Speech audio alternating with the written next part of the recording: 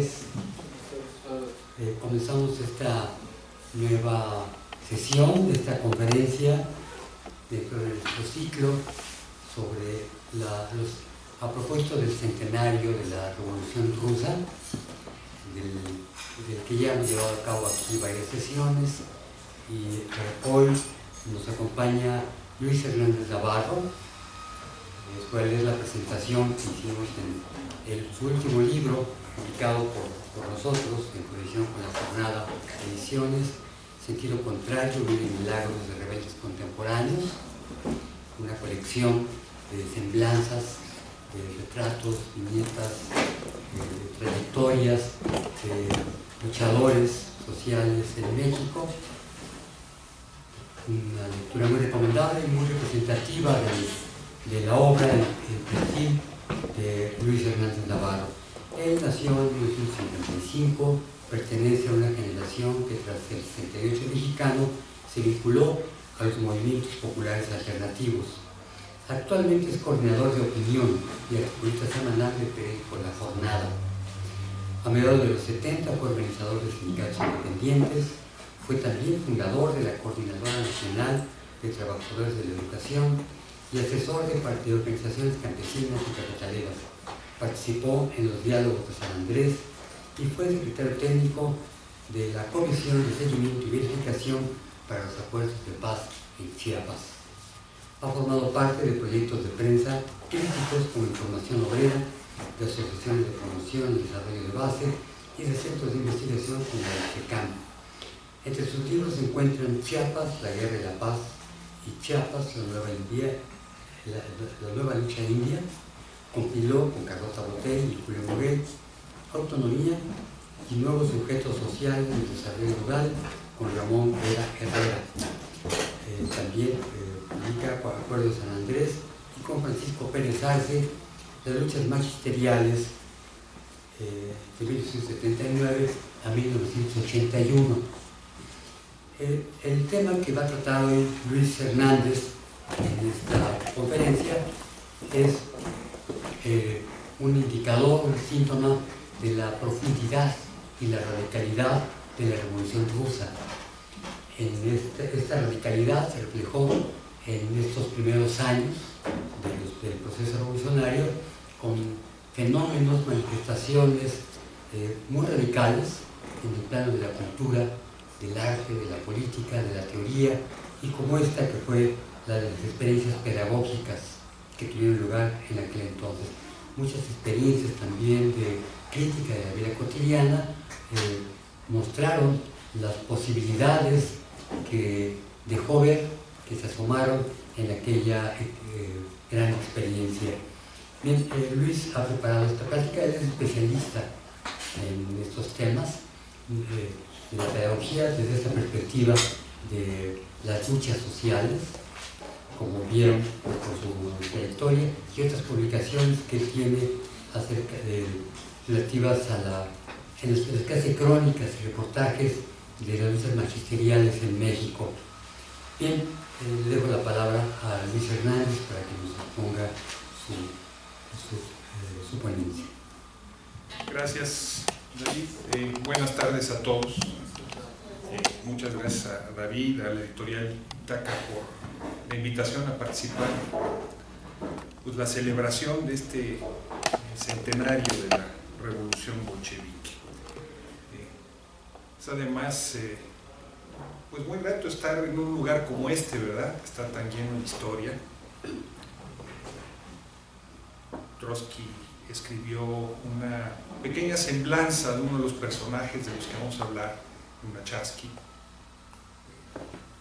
Cuando Lunacharsky murió, había dejado de ser ya comisario de instrucción pública y marchaba a ser embajador de la URSS en la República Española, en plena guerra civil, cuando murió. Y Trotsky, con esa pluma magnífica que tenía, ¿verdad?, hizo una semblanza como él las acostumbraba a hacer. Por un lado, dibujando las principales cualidades del personaje, y por otro lado, pues llevándolo al paredón de fusilamiento, ¿verdad?, y ejerciendo insisto, como él lo hacía, su vocación crítica. Hace unos 9 años, un columnista más o menos famoso del periódico New York Times, el señor Robert Cohen, estuvo en la antigua Alemania oriental. Y allí se encontró con un muchacho de unos 17 años, con el que comenzó a platicar, y le preguntó qué pensaba del comunismo.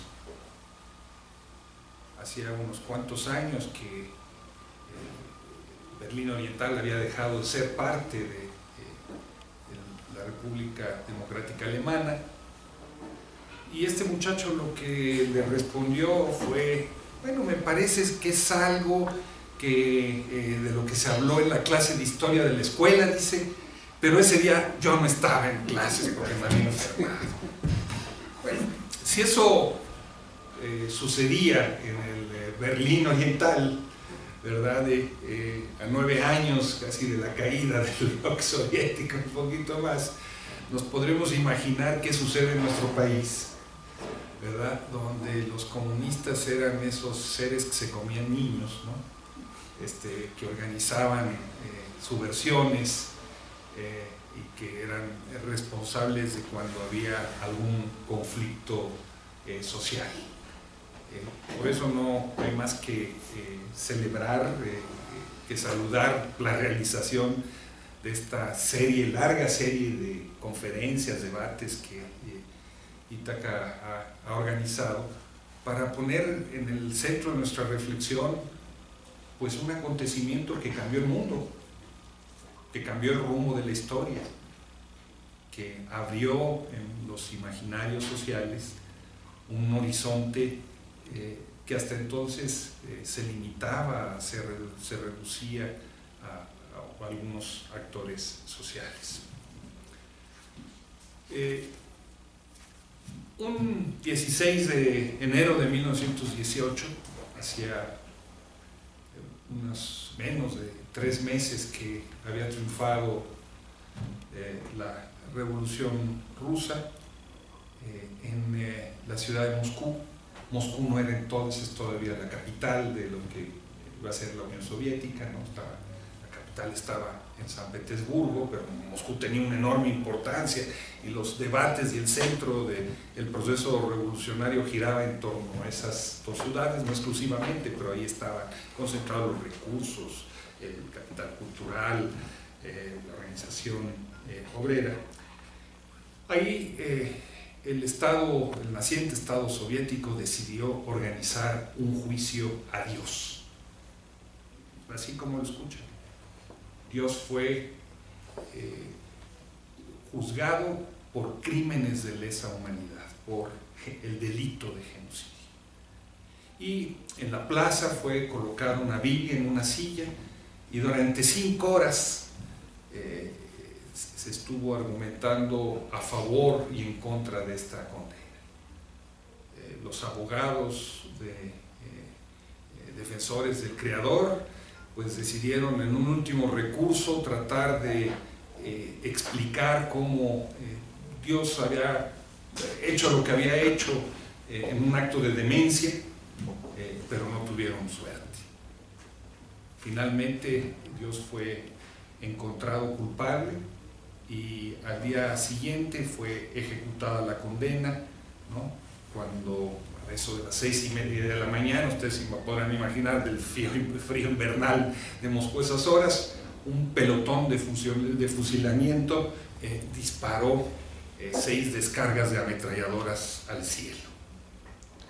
Ese juicio no fue el único que se le hizo a Dios en la Unión Soviética, hubieron muchos otros más, pero creo que nos da una idea de lo que era el empuje de esta revolución, de cómo se proponía organizar un nuevo orden, por principio de cuentas, haciendo a un lado la influencia de lo divino en las cuestiones terrenales, haciendo realidad esas esa estrofa de la Internacional, del himno de los trabajadores, ¿verdad?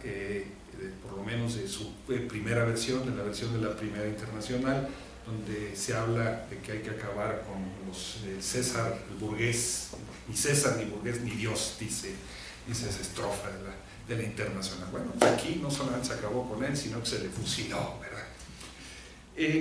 Quien estuvo al frente de ese juicio fue un personaje muy peculiar, Anatoly Vasilievich Lunacharsky, un hombre alto, más o menos desgarbado, le gustaba muchísimo la poesía, la literatura, la dramaturgia, ¿no? Que había sido nombrado como el equivalente de un ministro de Educación, como comisario de instrucción pública de el naciente Estado revolucionario. En contra de lo que pudiera uno imaginar por el juicio, no era un hombre que desconociera de cuestiones religiosas. Él había escrito un libro que se convirtió en su momento un clásico sobre religión y socialismo. Él sostenía esta idea de que la religión es un clavo que cuanto más se golpea en la cabeza, más penetra. Hay que buscar entonces la forma de sacarlo. Y había propuesto en un debate que tuvo con Lenin y con otros bolcheviques, recuperar la versión más humanista, más ética del socialismo, del marxismo, digamos, en contra de la edición más cientificista de Plejánov, ¿no? El gran fundador del Partido Obrero Socialdemócrata ruso. Incluso había llegado a proponer lo que fue visto por muchos de sus camaradas como una herejía, como que el marxismo se convirtiera en una especie de religión antropocéntrica que pusiera en el centro el culto al hombre. La iniciativa no acabó teniendo, por supuesto, resultados y Lunacharsky siguió su camino. A pesar de que él no era miembro del comité central del partido bolchevique, era un hombre muy reconocido y muy querido por las multitudes tanto de Moscú como de Petrogrado. Había caído en la cárcel, había estado exilado, regresó a Rusia 6 meses antes de la revolución, en lo que fue el segundo tren blindado que llevó a los revolucionarios mediante este acuerdo con los alemanes a lo que iba a ser la Unión Soviética. Y era un hombre tan popular que cuando en octubre del 17 el Comité Central del Partido Bolchevique comunicó al segundo Congreso de los Soviets de Petrogrado quiénes iban a ser los miembros del nuevo gobierno, hubieron 3 personajes que fueron ovacionados: Lenin, por supuesto, Trotsky y Lunacharsky. Insisto, a pesar de que Lunacharsky no era miembro del Comité Central y no lo sería a lo largo de su historia. Lunacharsky fue nombrado como comisario del pueblo para la educación, algo que él conocía, ¿no? Y se proponía a sí mismo, él veía su misión como la de ilustrar al pueblo. Eso era la misión que él se echó a los hombros. Y se definía a sí mismo como un intelectual entre los bolcheviques y un bolchevique entre los intelectuales, un puente entre las distintas realidades. Un hombre que era capaz de tener buenas relaciones con Gorky en el momento en el que Gorky se había distanciado de los bolcheviques por la toma del poder y construir relaciones con él, pero que también podía tener muy buenas relaciones con los futuristas y con otros grupos intelectuales, algunos afines al nuevo poder rojo y otros no. Decíamos, era filósofo, era poeta, era dramaturgo, era diríamos un cerebrito, ¿no? Como tantos otros cuadros bolcheviques de la época, ¿no? A los 21 años era capaz de dar conferencias sobre Nietzsche, discutir el imperativo categórico kantiano, defender la teoría de valor y comparar a Sófocles con Shakespeare sin despeinarse en ninguna de esas discusiones. Él siempre vivió alrededor del mundo de la revolución y del socialismo, leía sin dificultad 6 lenguas, más griego y latín clásico. Como veremos más adelante, tuvo, entre otros, a pesar de no ser muy bueno en las tareas prácticas, el mérito de reconciliar el mundo de la intelectualidad diplomada con el mundo de los revolucionarios bolcheviques. Tuvo una relación muy conflictiva en ciertos momentos con Lenin, rompió cuando estaba en el exilio con el partido bolchevique, se acercó a los que fueron conocidos como los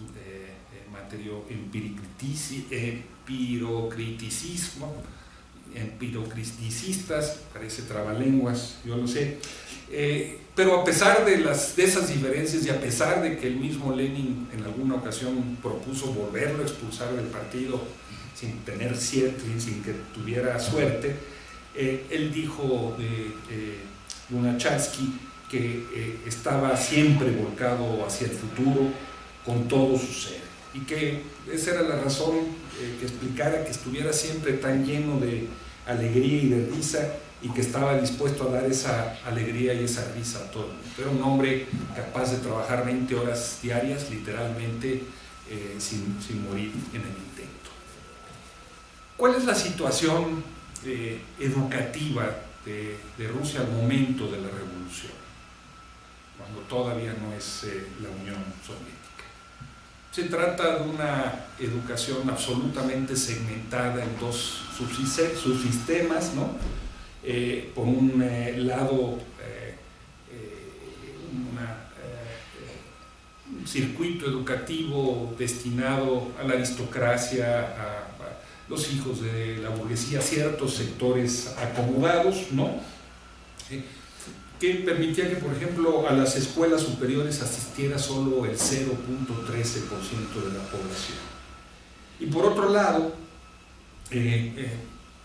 resultaba que solo una quinta parte de la población, entre una quinta y una cuarta parte de la población, sabía leer y escribir. Casi el 80% de los habitantes de Rusia eran analfabetos, y el reto de alfabetizarlos se enfrentaba, por ejemplo, a las distintas lenguas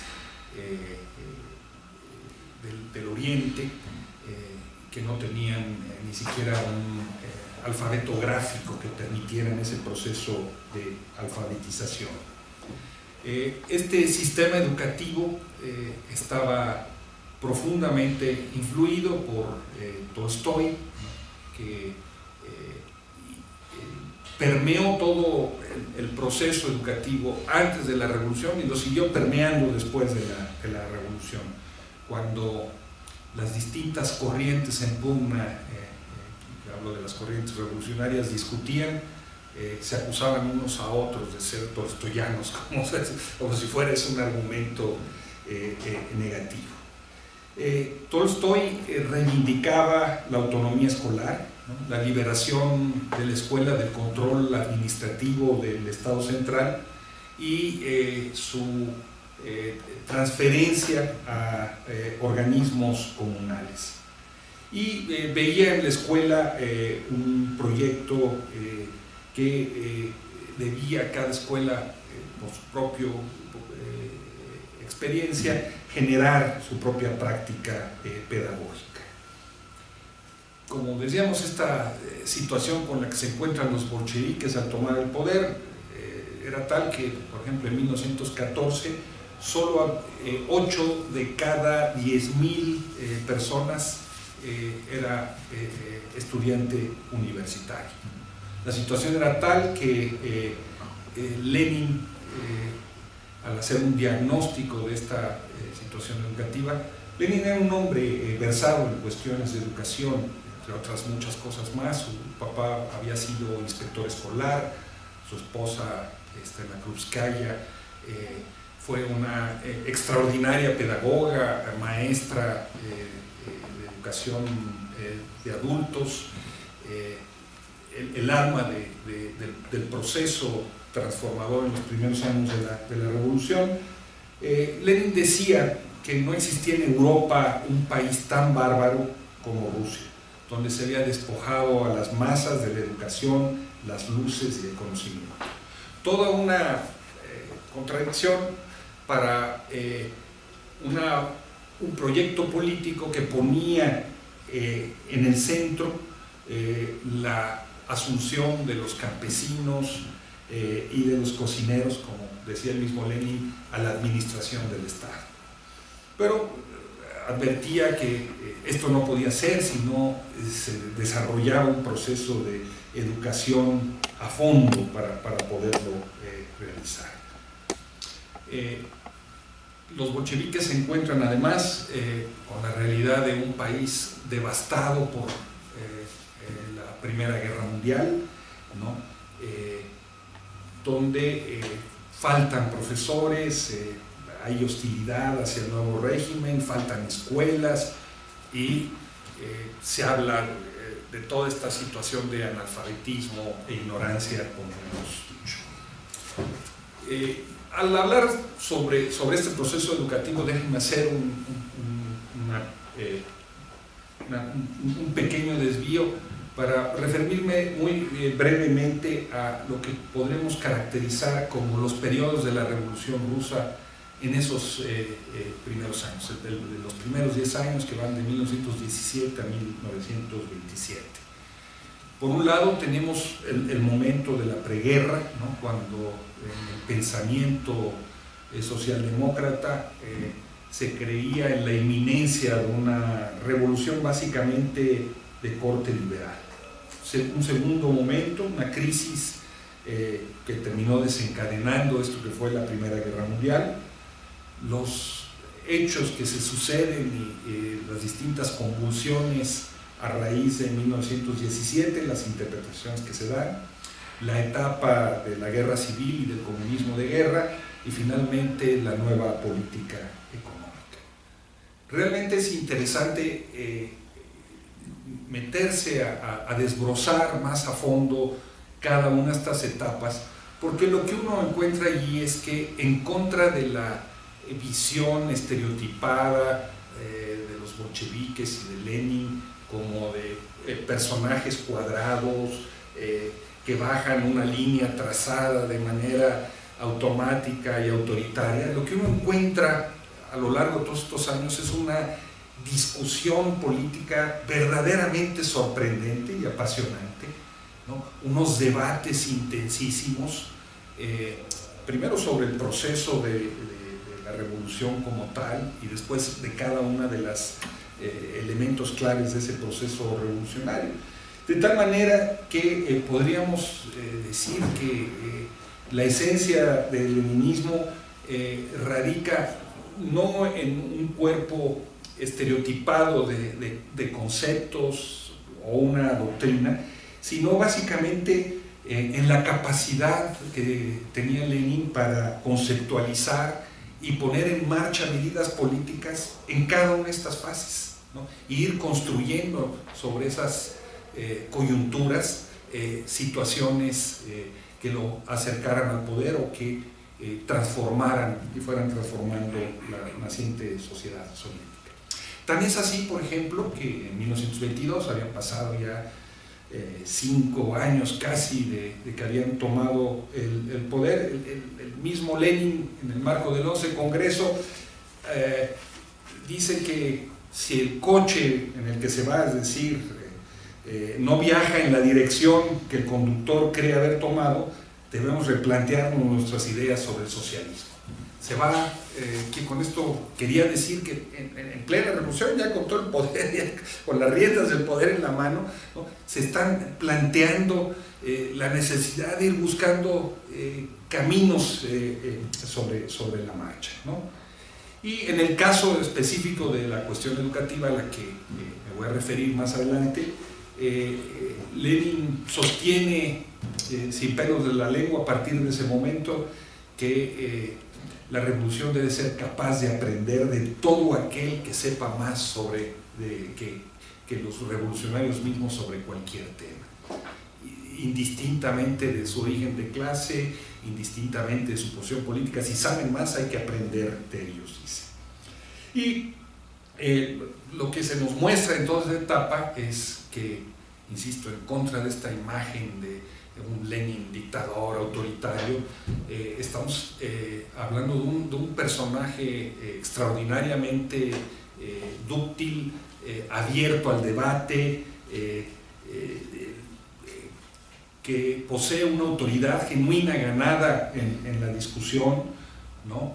Y a los bolcheviques como una fuerza política donde los acuerdos se toman por mayoría, ¿no? Y en el camino se van acomodando. Nada que ver después con cómo funcionaría después, ¿verdad? Pero en estos 10 primeros años de la revolución, por lo menos, ese proceso de debate está muy.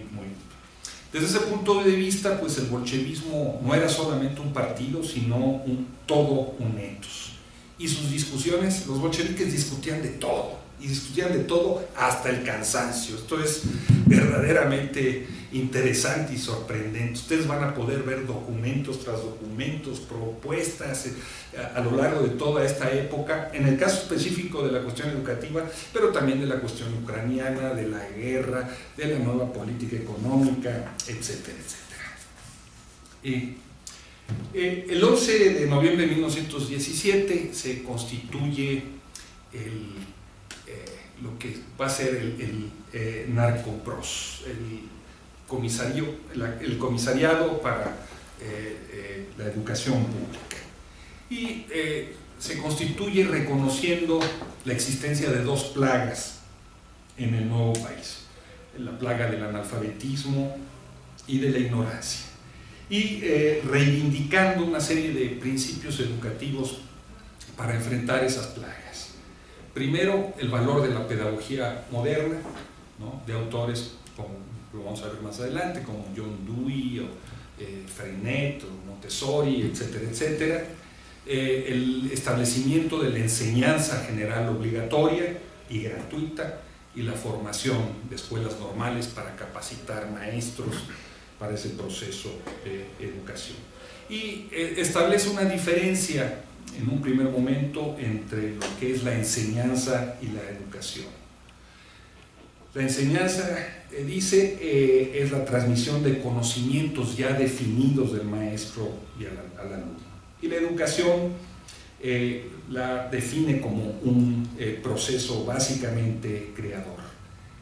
Y desde un primer momento, y esto es muy interesante, va a tener que cambiarse después de una década, pero desde un primer momento la apuesta de Lunacharsky es que el Estado como tal no puede ser responsable del proceso de educación de las masas, que el proceso de educación de las masas es resultado de la acción organizada y autónoma de las mismas masas, y que el Estado tiene la obligación de apoyarlo, apuntalarlo o impulsarlo, pero que el proceso principal está en ese sujeto, es decir, el sujeto de la acción educativa, dice, no es el Estado como tal, sino las grandes masas populares. El primer año de la Revolución Rusa es un año, como todos los demás, pero este más caótico, confuso, lleno todavía de convulsiones sociales. Está descrito magistralmente, me parece, en el libro de Víctor Sergey, del año 1 de la Revolución Rusa, ¿no?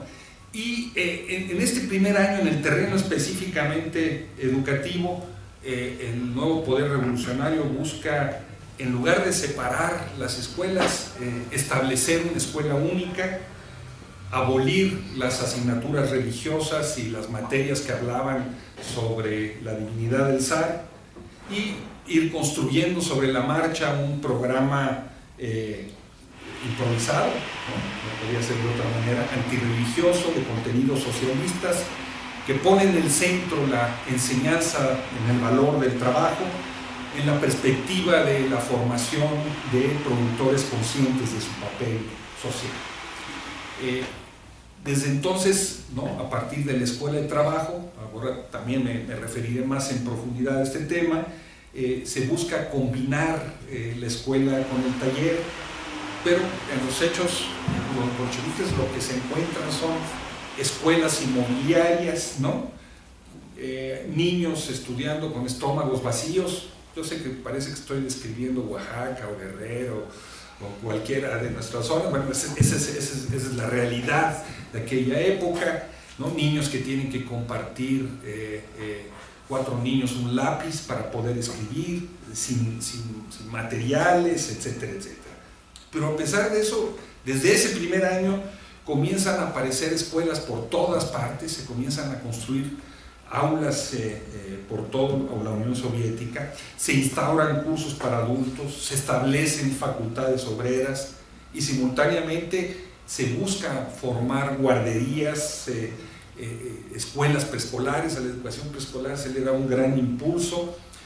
Se mantienen en funcionamiento museos, colecciones, conciertos, recitales de poesía, etcétera, etcétera. Ese primer año es un año entonces de una intensísima actividad educativa.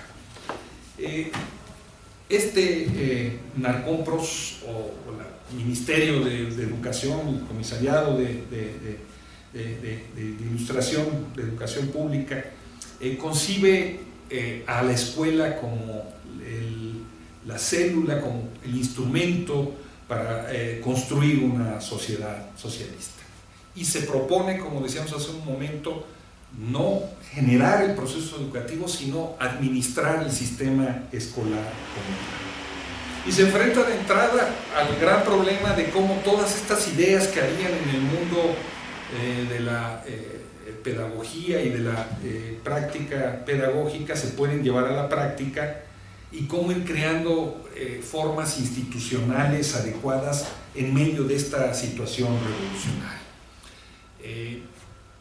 Imaginen ustedes, estamos hablando de que a partir de 1917 un Estado se colapsa, y sobre las ruinas de ese Estado, que mantiene todavía partes vivas, es necesario ir construyendo otro Estado, ¿no? Jean-Paul Sartre utilizaba una metáfora, no para la Revolución Rusa, pero sí para la Revolución Cubana, que podemos tomar prestadas en esta ocasión. Después de salir de una entrevista de muchas horas de Simón de Beauvoir con el Che, él decía, bueno, lo que estos están haciendo es como destruir un caballo a martillazos y volver a agarrar los huesos de ese caballo para tratar de formar un caballo nuevo. Bueno, pues esta es la metáfora también de este Estado. Se está destruyendo ese viejo Estado zarista y se está construyendo sobre la marcha un nuevo Estado revolucionario, ¿no? En ese proceso resulta que las instituciones que se van creando no son necesariamente coherentes, los planes no están estructurados, no funcionan bien, no hay personal suficientemente calificado, muchos del personal que se va reclutando, y esto en buena parte como resultado de lo bueno agente que es Lunácharsky, son intelectuales de media edad que no encuentran otra chamba y que acaban teniendo chamba ahí en el mundo de la educación. Pero se proponen 3 grandes líneas de acción, ¿no? Este nuevo ministerio, este nuevo comisariado, se propone, por un lado, todo un programa a favor de la educación progresista, fomentando la creatividad y la individualidad del niño, del desarrollo de sus instintos sociales, de la construcción de relaciones informales productivas entre maestros y alumnos, de la reivindicación de los métodos de la enseñanza activa, de contemplar en los planes de estudio cosas que hoy nos parecen cosas de todos los días, como el medio ambiente, pero que en aquella época, ¿no? Estamos hablando de 1917, 18, sonaban verdaderamente exóticos, ¿no? De la práctica de la educación física, pues ahora eso nos parece, ¿no? Lo más normal del mundo, ¿no? O de la estética y por supuesto la preparación de las relaciones humanas. Entonces esta es la primera gran línea de acción de este comité.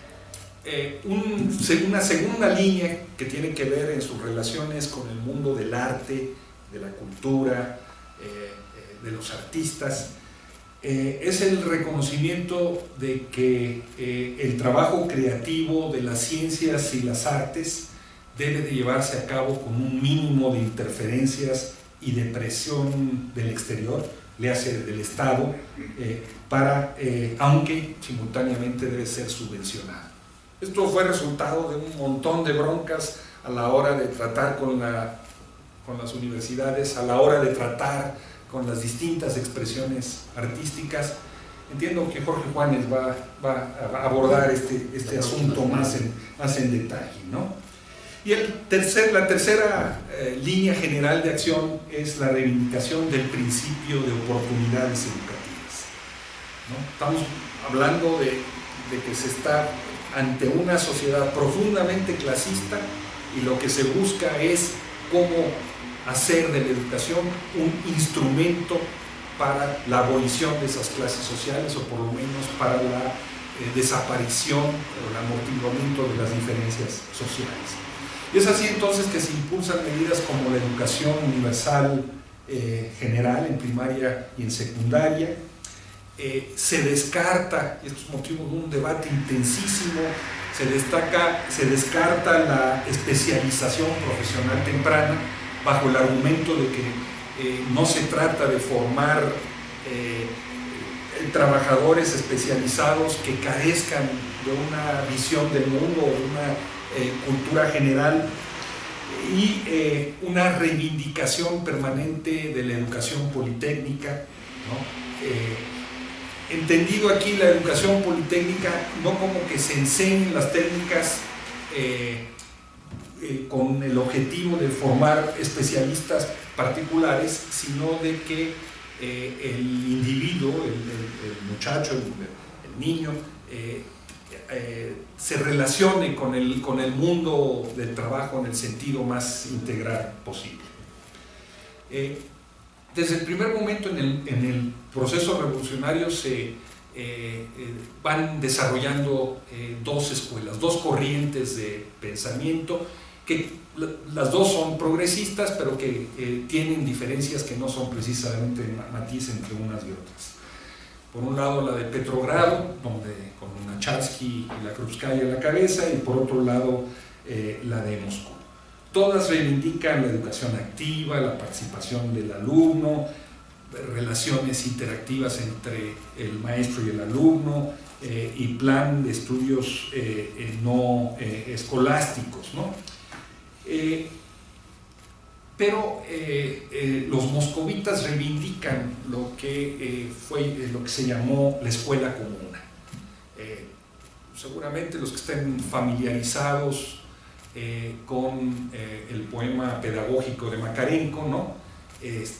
Esto sería como el siguiente piso, el siguiente nivel de esta posición. Es decir, estamos hablando de que la escuela comuna reivindica que la educación debe ser los 7 días a la semana, 12 meses al año, que se tienen que desarrollar habilidades manuales por toda la vida, ¿no?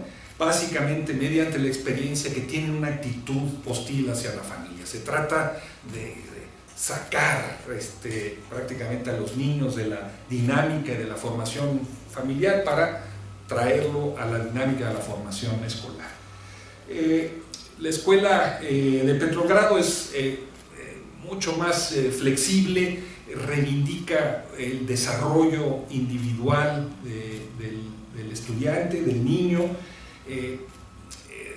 rechaza el ejercicio de prácticas autoritarias y reivindica que la formación en oficios debe de dilatarse hasta la adolescencia. En este debate, en esta discusión, yo insisto otra vez, ya lo dije como 3 veces, lo voy a decir 5 más a lo largo de toda la discusión, todo esto se discute incesantemente a lo largo de los años, ¿no? Ustedes lo pueden ver en los documentos, en las actas, ¿no? Y se discute a partir de las experiencias prácticas que se van generando. No es solamente una discusión teórica abstracta a partir de criterios pedagógicos generales, sino de lo que se está generando en el terreno de los hechos y de la valoración, evaluación, los balances que se hacen de esos procesos educativos, ¿no? Entonces las posiciones se van debatiendo en el marco en un primer momento de los soviets de educación, que es la figura a la que se transfiere la principal responsabilidad del proceso educativo. Hemos hablado ya de un poco el papel de Lunacharsky al frente de este comisariado. Juegan un papel muy importante también, como decíamos, la Krupskaya, la esposa de Lenin, el alma del narcopros, ¿no? Que como decíamos, era una mujer que ella misma había sido maestra, ¿no? Maestra de adultos, una mujer a la que no le gustaba ocupar cargos administrativos, le gustaba el trabajo de base, rechazaba la bonomia y las fiestas. Una de las peores cosas que le pudieron hacer en la vida, según contaba ella, era una vez que le obligaron a ir a una cena con Bernard Shaw, ¿no? Y la obligaron a vestirse, entonces muy elegante, ella no quería saber nada, ¿no? La Krupskaya pertenece a esta tradición de revolucionarios letrados, ¿no? Tan cara a la tradición bolchevique, ¿no? Y es autora de varios libros sobre pedagogía, ¿no?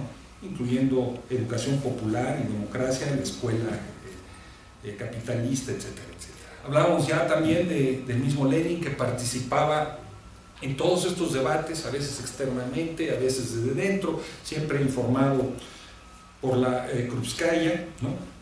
Y de otros personajes como Litkins, ¿no? Que había trabajado muy cerca de Trotsky, que pertenecía a otra generación, ¿no?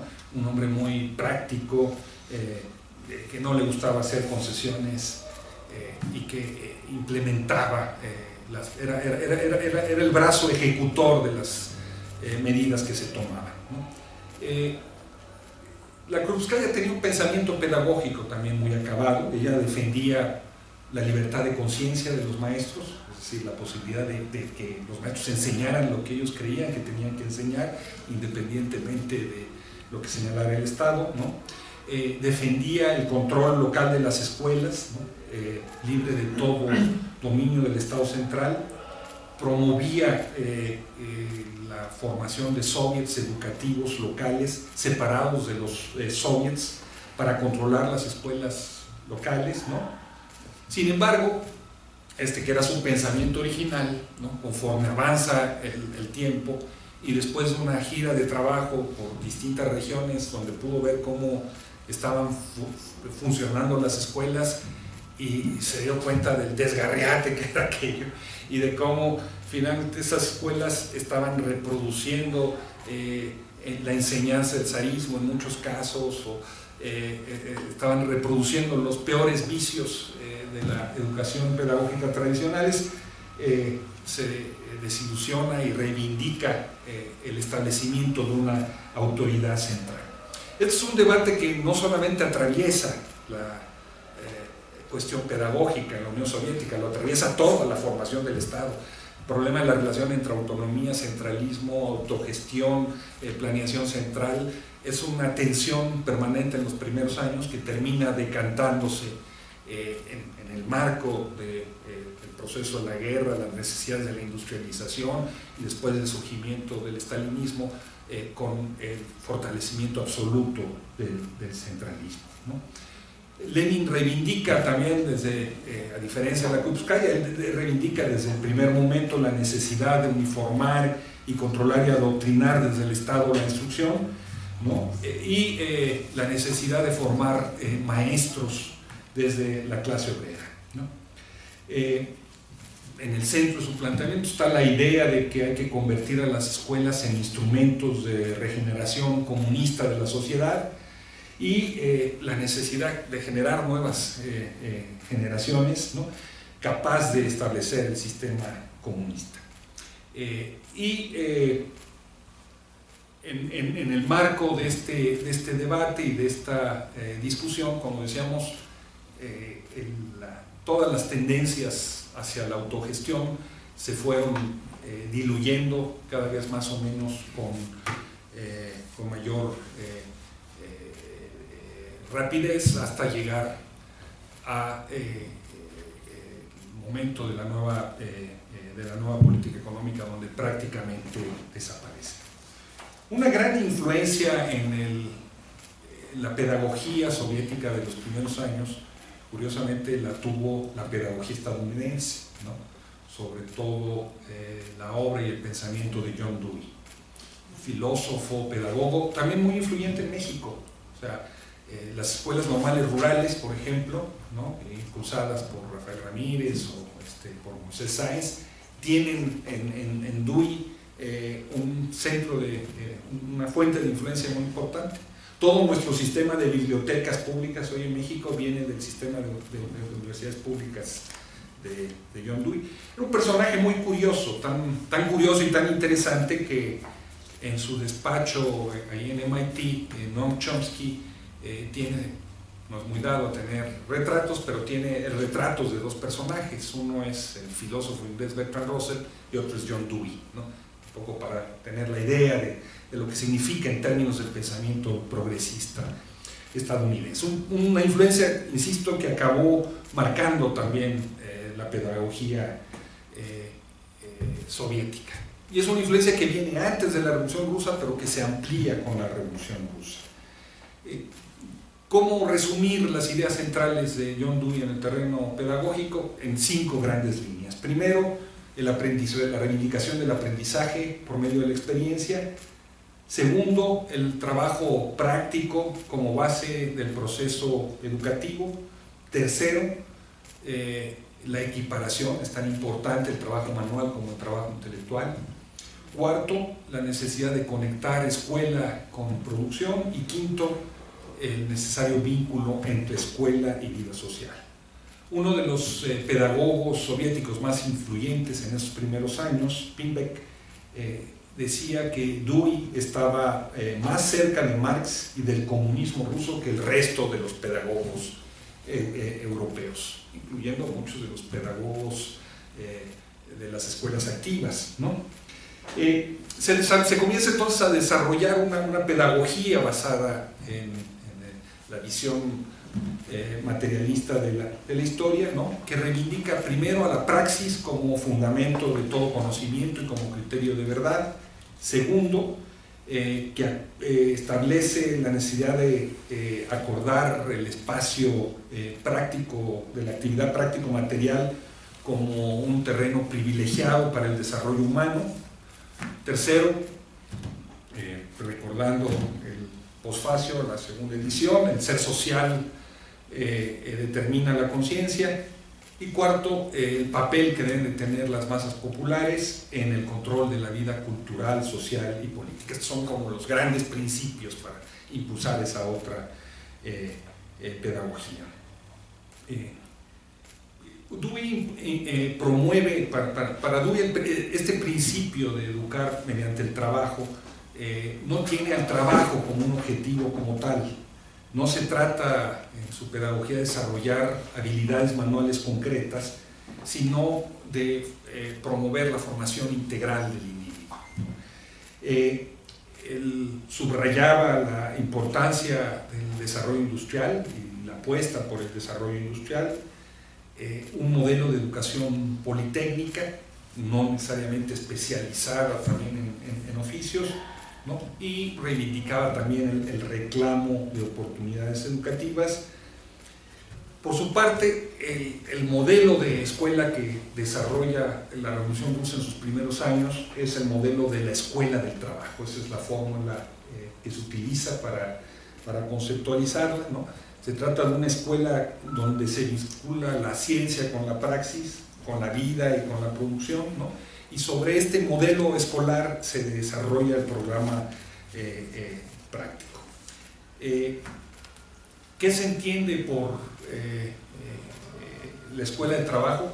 Muchísimas cosas. En esos 10 primeros años proliferan como hongos, ¿no? Una diversidad de experiencias distintas que solo después van a encontrar una vía de concentración. Por ejemplo, en una región, un grupo de maestros que son cantantes de ópera, artistas de teatro, músicos, etcétera, se dedican a enseñarle a los niños fundamentalmente cuestiones artísticas, ¿no? Y dejan de lado el trabajo en el campo, etcétera. En otro se desarrolla con los carpinteros del lugar, con los ebanistas del lugar, se desarrollan sobre todo habilidades ligadas al trabajo de la madera. O sea, no hay un solo modelo. O sea, detrás de esta formulación de la escuela para el trabajo hay principios generales y múltiples experiencias prácticas. Sin embargo, este modelo tiene como principio guía que el trabajo productivo, ¿no? Marque todos los contenidos escolares, la necesidad de combinar el trabajo individual con el trabajo colectivo, no solamente el desarrollo de trabajos de cada alumno en lo particular, la promoción de una visión amplia del mundo, ¿no? Y no necesariamente estrecha, la promoción de la organización del propio trabajo, el desarrollo de la adquisición de los conocimientos por el alumno mismo, ¿no? La enorme importancia que se le da a la investigación y la capacidad de aprender de manera autónoma. Si ustedes ven después programas como los del CCH y como tantas otras escuelas, van a poder ver muchos de estos elementos prácticos. La única diferencia es que esta es una discusión 60 años antes, ¿no? Con una experiencia práctica 60 años antes. Aterrizando cada vez más. La revolución del 1917 trajo consigo una profunda transformación educativa de la antigua Rusia. Como hemos visto, esta política estuvo atravesada por las distintas coyunturas, ¿no? Y se fue perfilando a través de distintos experimentos y de diferentes debates.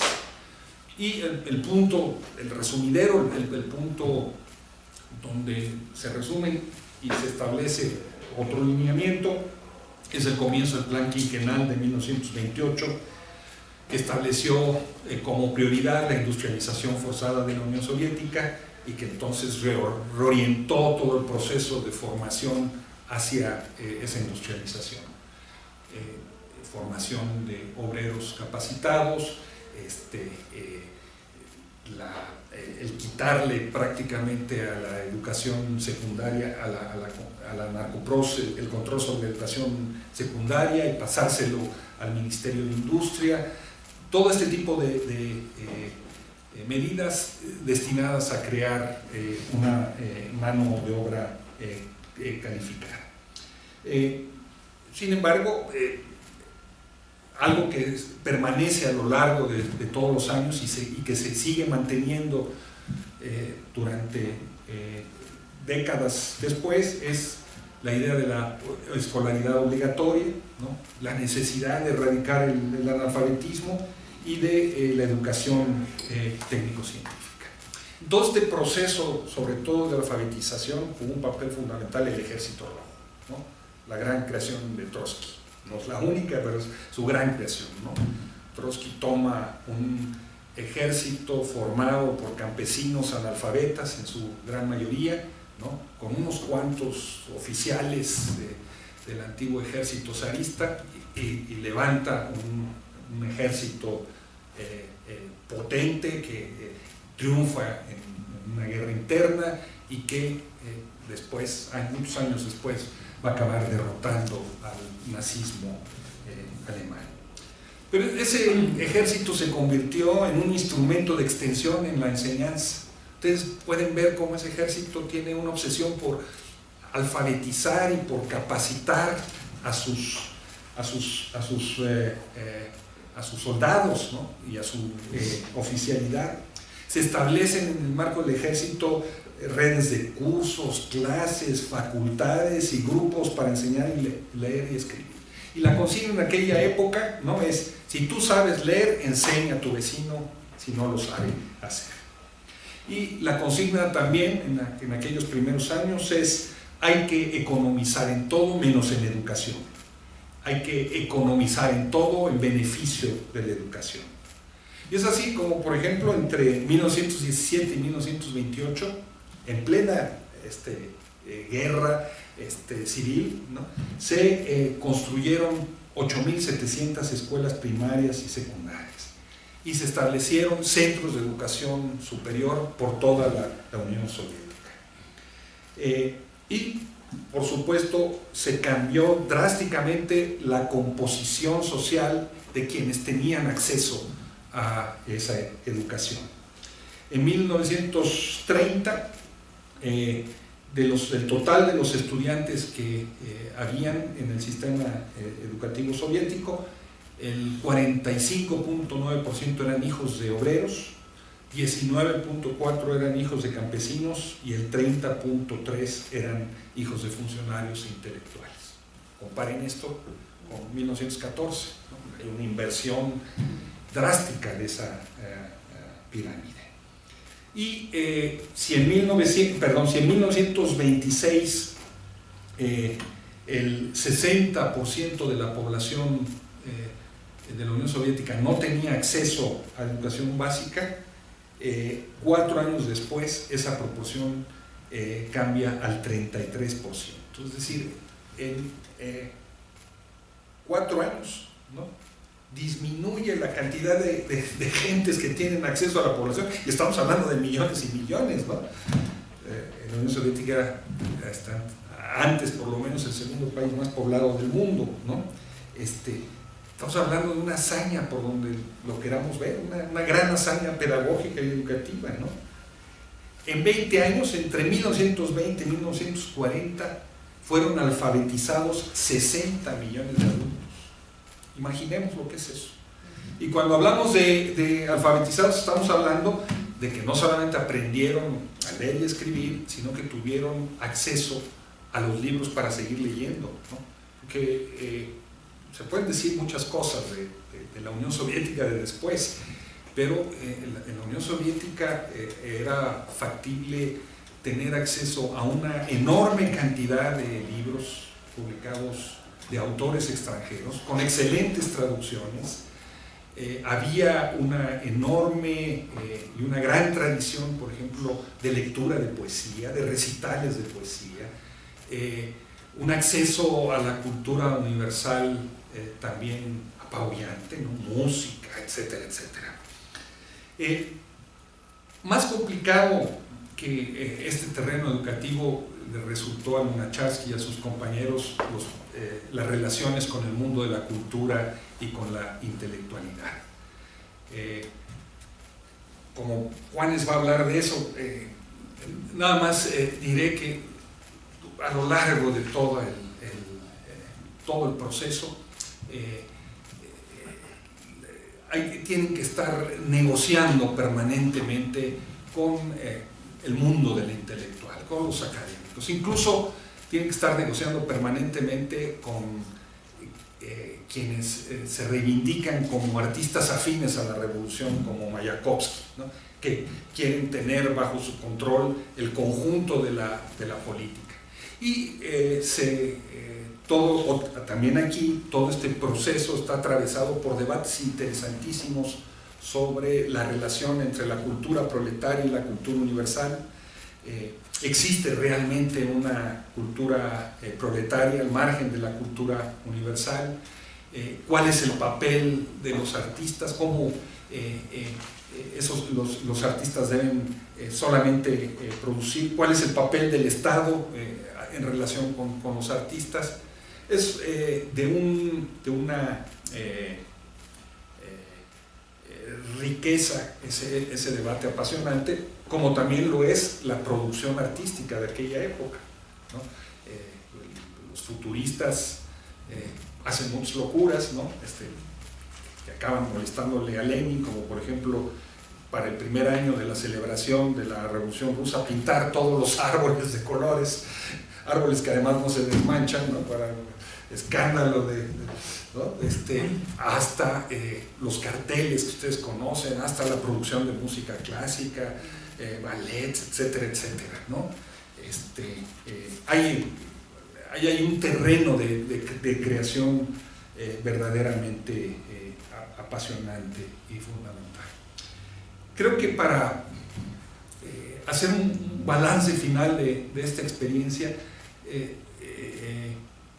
a pesar de lo que fue la experiencia del estalinismo, es muy importante recordar que la Unión Soviética enfrentó y pagó las consecuencias de la Segunda Guerra Mundial como no las pagó ningún otro país en Europa.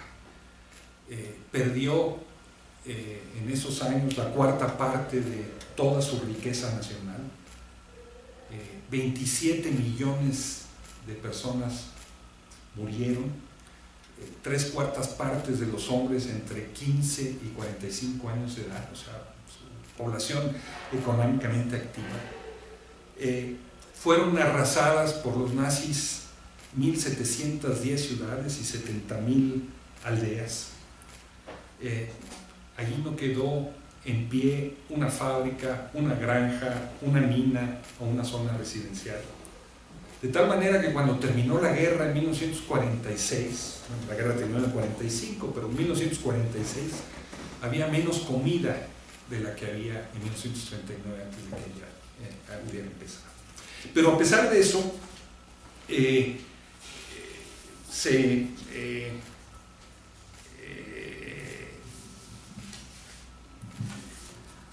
se logró un resultado impresionante. ¿Qué podemos decir de este resultado?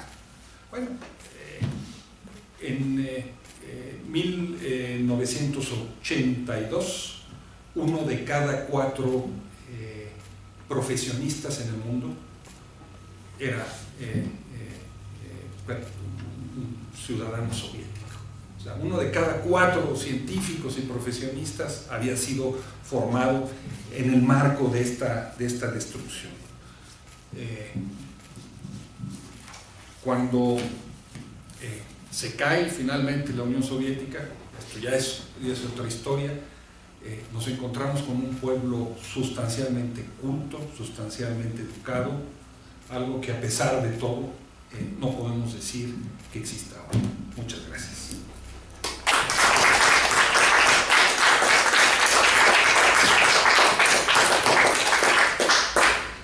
Bien, pues ya escuchamos la exposición de Luis, tan brillante, tan lúcida, esta visión tan rica, esta panorámica de esta gran experiencia rusa. Abrimos un espacio para que podamos intercambiar impresiones, ideas, opiniones, preguntas, dudas que a ustedes les hayan surgido, inquietudes. Quisiera preguntar si nos podría hablar, si conoce de las relaciones que a lo mejor había de esta pedagogía de los primeros años de la Revolución Rusa con México, por ejemplo con Vasconcelos, que leía Lunácharsky, o incluso en América Latina, la influencia de esta pedagogía. Escuchamos varias preguntas.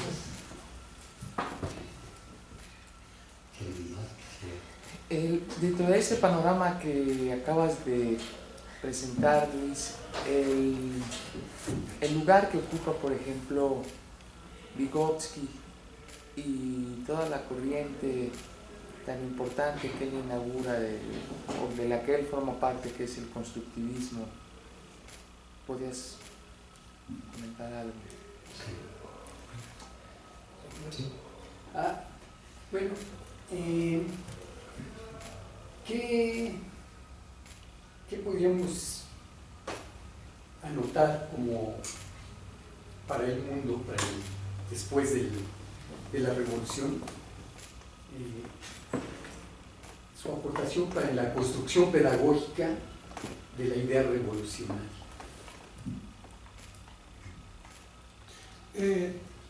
Toda esta inversión en educación que usted habló,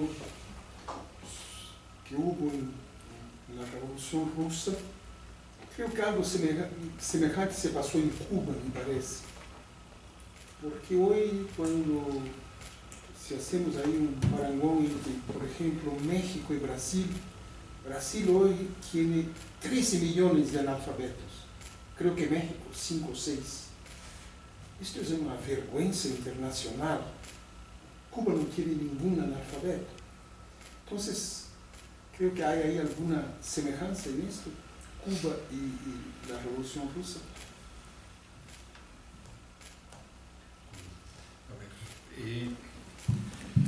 Sobre la Revolución Rusa y América Latina, hay un libro de Adriana Puigros que documenta, me parece, muy bien estos vasos comunicantes que hay, ¿no? Y que tienen que ver desde la influencia de Aníbal Ponce en Argentina. Efectivamente, en el caso mexicano, Vasconcelos se sintió atraído por la personalidad y lo que la obra de Lunacharsky, y ustedes pueden ver cómo buena parte de esa influencia pedagógica, más que de los primeros años, ¿no? La influencia viene ya en el segundo ciclo, a partir de en el caso de México, de Makarenko, ¿no?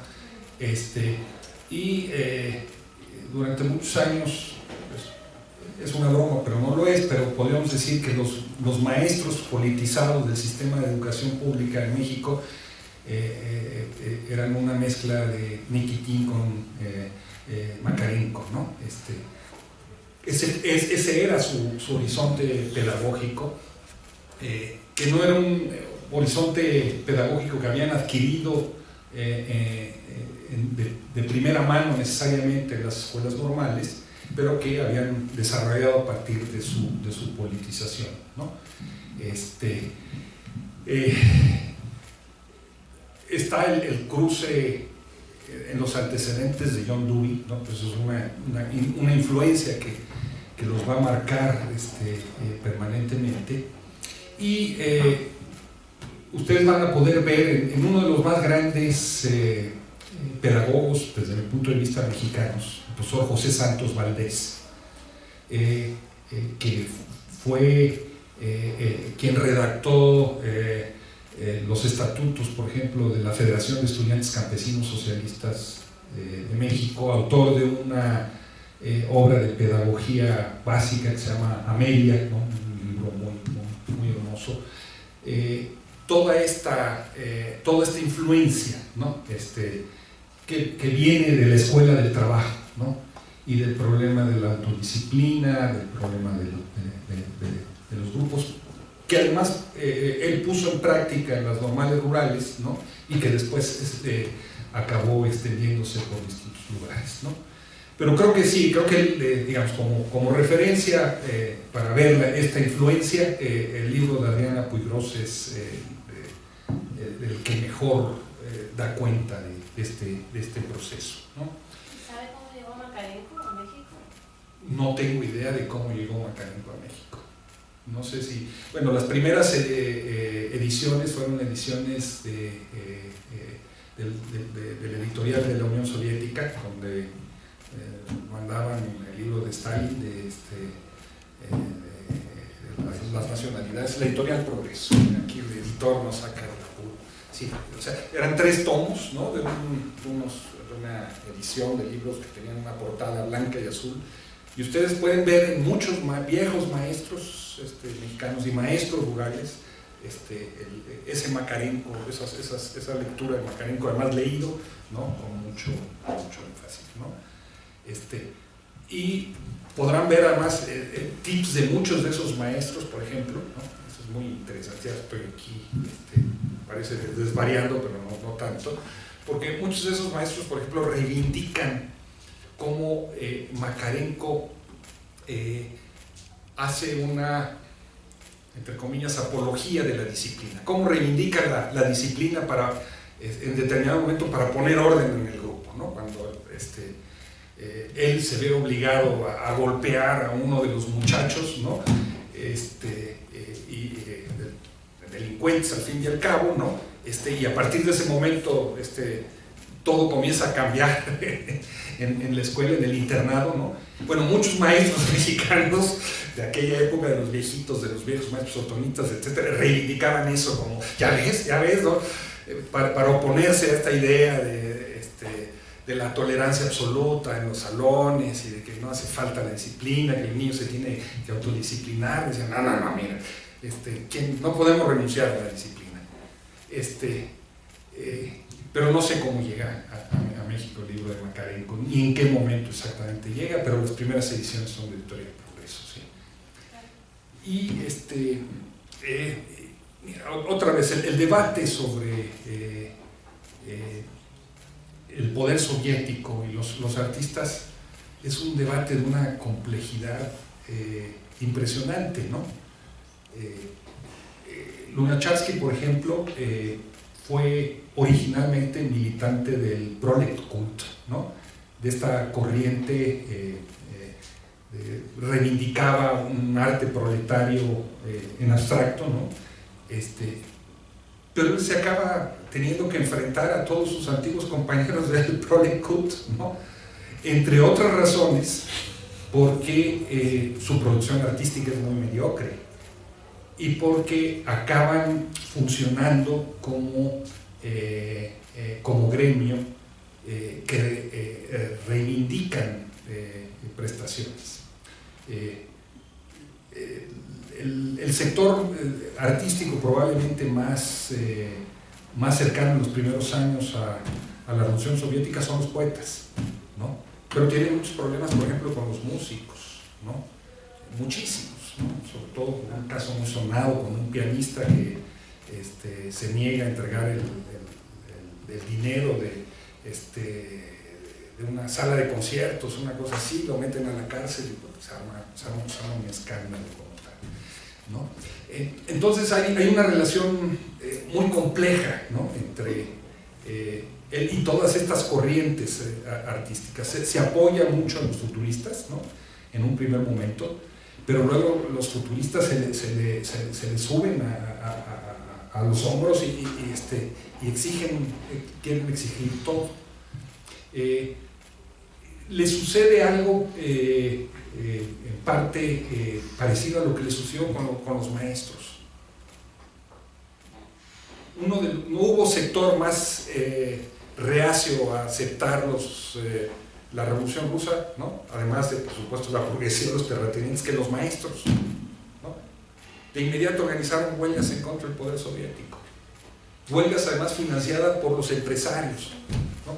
De tal manera que toda esta propuesta de tener un sujeto autogestivo en quienes iban a reivindicar el proceso educativo, ¿no? Se convirtió en un dolor de cabeza. Eran tus enemigos, ¿no? Acabaron disolviendo el sindicato, acabaron formando un sindicato exclusivamente comunista, ¿no? Y acabaron con todos los dolores de cabeza. Lo mismo sucedió finalmente con estas distintas expresiones artísticas, ¿no? Que, como en el caso del constructivismo, estaban muy asociados a este proceso de industrialización y una apología, vamos a decirlo así, a esta industrialización por la industrialización, ¿no? Una parte de esas obras parecen tayloristas, ¿no? Directamente, pero bueno, ya Juanes vendrá aquí a hablar más ¿no? El problema de la idea revolucionaria y la conducción pedagógica se acabó convirtiendo en un dolor de cabeza tremendo. Fue materia de discusión y de debate en la Internacional Comunista, porque a partir del 28 la educación se comienza a convertir, ya se había comenzado a convertir más en proselitismo, ¿no? Que en educación en sentido estricto. Y el debate salta a la Internacional Comunista y dicen, oigan, esto no tiene nada que ver con lo que con el tipo de trabajo político y pedagógico que necesitamos hacer. Y la posición de los soviéticos dentro de la Internacional Comunista es reivindicar el trabajo del proselitismo como un paso necesario para homogeneizar, ¿no? Y para combatir las ideas equivocadas dentro del pueblo, y después pasar a los otros estadios, ¿no? Y sí, yo estoy totalmente de acuerdo en lo que señalas sobre Cuba. O sea, si uno ve cómo Che se dedica a alfabetizar a ese ejército también de campesinos analfabetas, ¿no? Él que venía de la Ilustración, que conocía a Baudelaire, a Verlaine desde muy joven, ¿no? Bueno, pues se dedica, todo el ejército rebelde se convierte, se transforma en una escuela de formación. E inmediatamente después, una de las primeras tareas de la Revolución Cubana es emprender una ambiciosísima campaña de alfabetización, ¿no? Y hoy tenemos 3 países en América Latina que según la UNESCO son territorios libres de analfabetismo, ¿no? Cuba, Bolivia y Venezuela. Y México efectivamente tiene alrededor de 6,5 millones de analfabetas, más los analfabetas funcionales. Es una barbaridad, ¿no? ¿Cómo puede ser eso, no? 13 Brasil. La ironía de la vida es que la campaña que hay ahora para alfabetizar, según esto, en México, fue bautizada con el nombre de Paulo Freire por parte del gobierno. Es una ironía.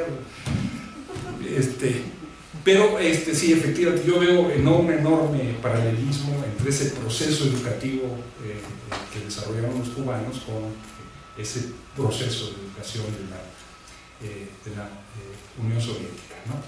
Aunque allí la importancia que tuvo la formación politécnica, creo que no la tuvo en Cuba como tal, ¿no?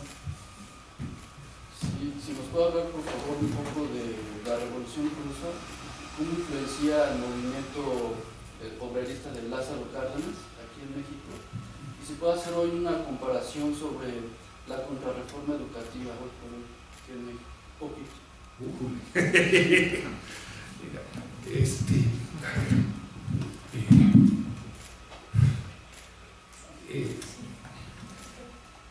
Yo creo que la principal influencia en el marco del cardenismo de la Revolución Rusa se da básicamente a través de los maestros rurales. Ya para entonces se legaliza el Partido Comunista, y en aquella época, 1934-40, uno de cada 4 maestros, es militante del Partido Comunista. Si ustedes ven, por ejemplo, el proceso de formación del Partido Comunista en Guerrero, la primera célula del Partido Comunista en Guerrero se forma en la Escuela Normal Rural Raúl Isidro Burgos de Ayotzinapa, ¿no? Ahí es donde se constituye. Y socialmente esos maestros juegan un papel fundamental, ¿no? En procesos de reforma agraria, organización de cooperativas, luchas campesinas de todo tipo, etcétera, etcétera, y en el desarrollo de un cierto tipo de sindicalismo. Entonces, si tuviéramos que explicar socialmente ese impacto de la Revolución Rusa durante el cardenismo, donde es mayor, yo me atrevería a decir que es ahí, en ese sector educativo, ¿no? Años después, el primer secretario general del CENTE Luis Chávez Orozco, ¿no? Duró un año, no más, había sido un viejo comunista, ¿no? Si está interesado en esa etapa, yo le recomiendo mucho un libro de David L. Fraley sobre los maestros rurales en el cardenismo, ¿no? Está publicado por CEP 70. Ahí está explicada esa historia, me parece magníficamente bien. Estaba, por supuesto, también la influencia del Partido Comunista en aquel entonces, ¿no? Sobre sindicatos, ¿no? Como el sindicato petrolero, el sindicato ferrocarrilero, donde tenían alguna influencia, ¿no? Y el papel que desempeñaron en la formación de la CTM. Pero esto ya es como otra historia para platicar mucho más, ¿no? Porque finalmente el Partido Comunista acabó disolviendo todas sus células obreras por presión de Bowler, el secretario general del Partido Comunista de Estados Unidos, para establecer un frente, ¿no? Antifascista en el marco de la guerra. Pero eso ya es otra historia, ¿no? Probablemente el libro de Arturo Anguiano, de la política obrera del cardenismo, da una idea más acabada, ¿no? ¿Qué tiene que ver eso con la actual reforma educativa? Me parece que muy poco, sinceramente. Creo que ya, digamos, los marcos de referencia, los paradigmas educativos giran en torno a otro tipo de consideraciones, ¿no? Y esa experiencia de formación no está hoy considerada en el marco de lo que es esta reforma.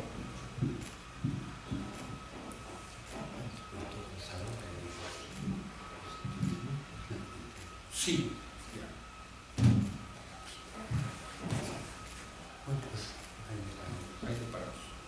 Pues muchas gracias, les agradecemos mucho su presencia, su asistencia, su constancia. Y los invitamos a la próxima conferencia de hoy en 8, a cargo de Jorge Juan, acerca de la revolución en la revolución, la experiencia de las vanguardias artísticas ruso-soviéticas. Va a ser un tema complementario, como lo estuvo señalando Luis, y que nos va a permitir profundizar y ampliar nuestra visión acerca de estos procesos revolucionarios. Muchas gracias. Gracias.